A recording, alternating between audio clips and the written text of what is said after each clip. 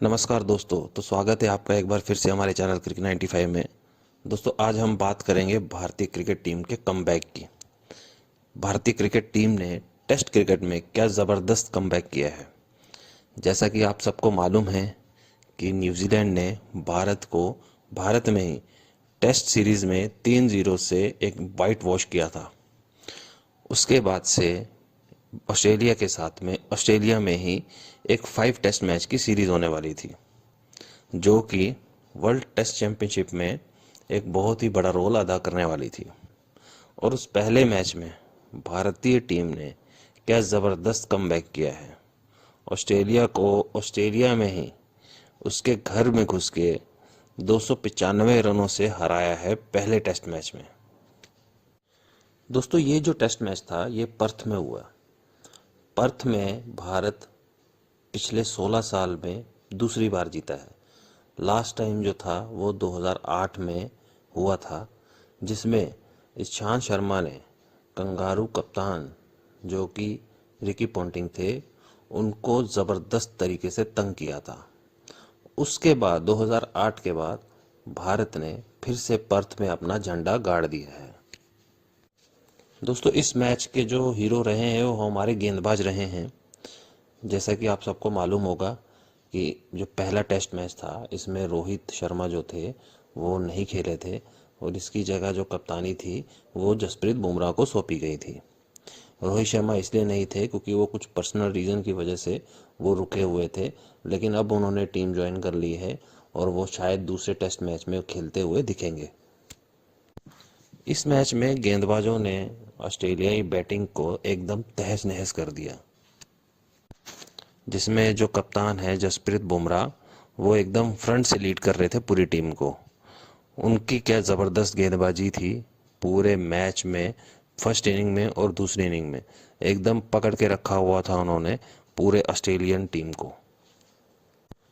दोस्तों, ये जीत खास इसलिए है क्योंकि इससे पहले जो भारतीय क्रिकेट में हुआ है वो बहुत ही एक बुरे सपने की तरह है। क्योंकि इससे पहले भारतीय टीम जो थी वो न्यूजीलैंड के साथ 3 टेस्ट मैचों की सीरीज़ खेल रही थी भारत में, और जिसमें न्यूजीलैंड ने बहुत ही डोमिनेटिंग तरीके से भारत को 3 मैचों की सीरीज़ में 3-0 से हराया, मतलब वाइट वॉश कर दिया। और ऐसा मतलब हिस्ट्री में, इतिहास में पहली बार हुआ है।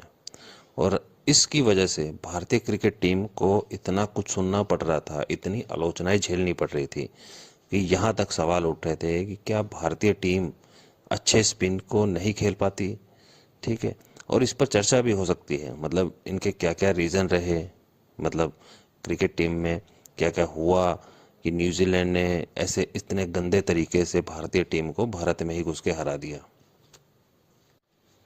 और लोग इतना क्रिटिसाइज़ कर रहे थे टीम को, और जो अपने बहुत जिनको बहुत ज्ञानी ज्ञानी जो लोग हैं, बहुत ज्ञानी ज्ञानी ऐसे ऐसे बैठे हैं कि जो क्रिकेट पे ज्ञान देते हैं, खेलना भले ना आता हो लेकिन ज्ञान देने के लिए ज़रूर बैठे हैं।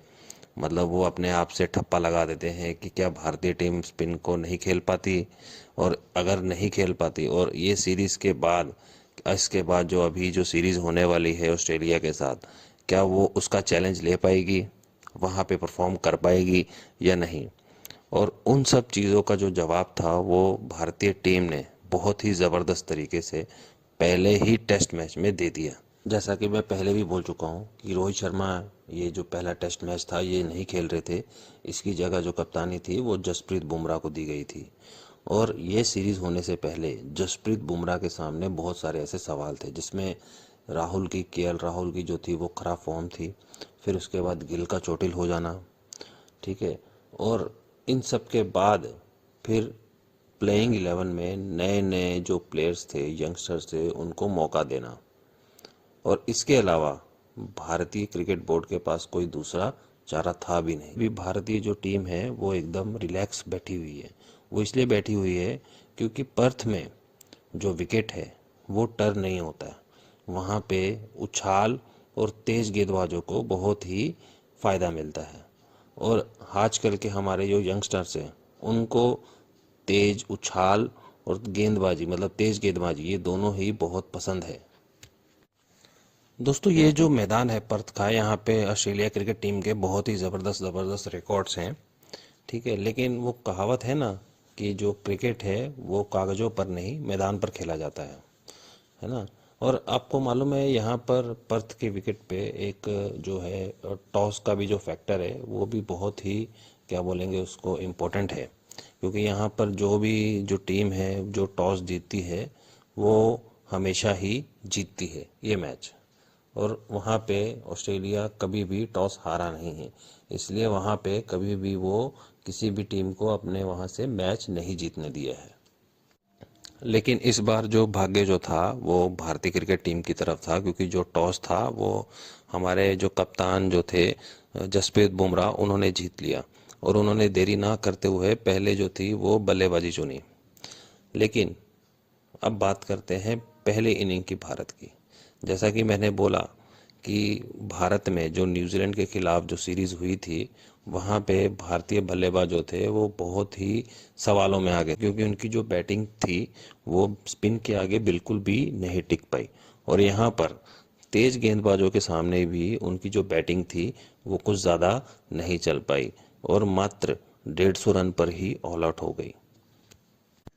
ये जो 150 रन थे, ये जो लगातार सवालों के घेरे में फंसे थे केएल राहुल, उनकी वजह से ऋषभ पंत ऑस्ट्रेलियाई ज़मीन पर अपना पहला मैच खेल रहे नीतीश कुमार रेड्डी, इनकी वजह से ही 150 रन हो पाए थे। पहली इनिंग देखने के बाद तो ऐसा लग रहा था कि जो मनहूसियत जो न्यूजीलैंड के साथ सीरीज के साथ चल रही थी वो यहाँ तक आ गई। और इसके बाद तो ऑस्ट्रेलिया तो ऐसा खुश हो रहा हो कि हाँ अभी ये मैच तो हम बहुत ही आराम से जीत जाएंगे, एकदम डोमिनेटिंग तरीके से। लेकिन उनको नहीं पता था कि आगे जो है वो बुमराह नाम का एक बहुत ही खतरनाक तूफान आ रहा है। ऑस्ट्रेलिया टीम जब बैटिंग करने उतरी तो उनके सामने थे जसप्रीत बुमराह, दुनिया के सर्वश्रेष्ठ गेंदबाज ऑल फॉर्मेट में। उनकी गेंदबाजी ने कंगारुओं के जो बैट्समैन थे जो बल्लेबाज थे उनको इतना डरा के रखा हुआ था और इतना दबा के रखा हुआ था कि उनकी वो सब जो डर था वो उनकी आंखों में दिख रहा था। भाई बुमराह की गेंदबाजी ऐसी ज़बरदस्त थी ना कि जो ऑस्ट्रेलिया टीम के सबसे सीनियर बैट्समैन स्टीवन स्मिथ, उनको तो सांस तक नहीं लेने दिया। बुमराह ने अपनी पहली ही गेंद पर एक गुड लेंथ बॉल करके उनको एलबीडब्ल्यू आउट कर दिया। भाई बुमराह का वो जो स्पेल था ना वो इतना ही फ्यूरियस था, इतना ही ज़बरदस्त था कि जो पुराने जो हमारे पूर्व खिलाड़ी हैं उन्होंने बुमराह की जो तुलना थी वो वेस्ट इंडीज़ के मैल्कम मार्शल से कर दी। तो आप उसकी बॉलिंग का लेवल समझ सकते हो। और भारतीय क्रिकेट टीम की इस ज़बरदस्त जीत के बाद हमारे जो भारत का जो एक नाजायज़ बेटा है पाकिस्तान, वहाँ के कुछ लोगों ने पता नहीं कैसे कैसे सवाल दे रहे, कैसे कैसे रीज़न दे रहे हैं। वहाँ पे वहाँ के उनके शायद कोई एक पूर्व क्रिकेटर हैं, उनका मुझे नाम डिटेल में तो नहीं मालूम, लेकिन हाँ वो ऐसा बोलते हैं कि बुमराह जैसे जो बॉलर है वो हमारी गलियों में ऐसे ही मिल जाते हैं। हाँ वो दिखता है तुम्हारे जो बॉलर हैं बुमराह जैसे, वो वहाँ पे ऐसे ही गलियों में घूमते हैं। देखा हमने 2023 के वर्ल्ड कप में, देखा हमने आपके ही एक कोई 150 की रफ्तार से फेंकते हुए एक जो गेंदबाज है, उन्होंने मतलब अपने नाम पे एक बहुत ही जो है ज़बरदस्त जो रिकॉर्ड बनाया है कि एक वर्ल्ड कप एडिशन में 500 रन देने का। भाई तुम क्या कुछ सोच समझ के बोलते हो? तुम्हारे अंदर दिमाग है भी या नहीं? कुछ भी बोलते हो। भाई बुमराह जैसा जो गेंदबाज है वो सदी में कभी कभी आता है। बुमराह जो है वो एकदम कंप्लीट बॉलर है, ऑल फॉर्मेट। वो टी20 में बेस्ट है, वो ओडीआई में बेस्ट है और वो टेस्ट में भी बेस्ट है। तो आप मतलब वही है ना, दिमाग नहीं है। मतलब मेरे को तो समझ ही नहीं आती कि ये ऐसे ऐसे बयान ऐसी ऐसी बातें लाते कहाँ से हैं, मैं वो नहीं समझ पाता हूँ।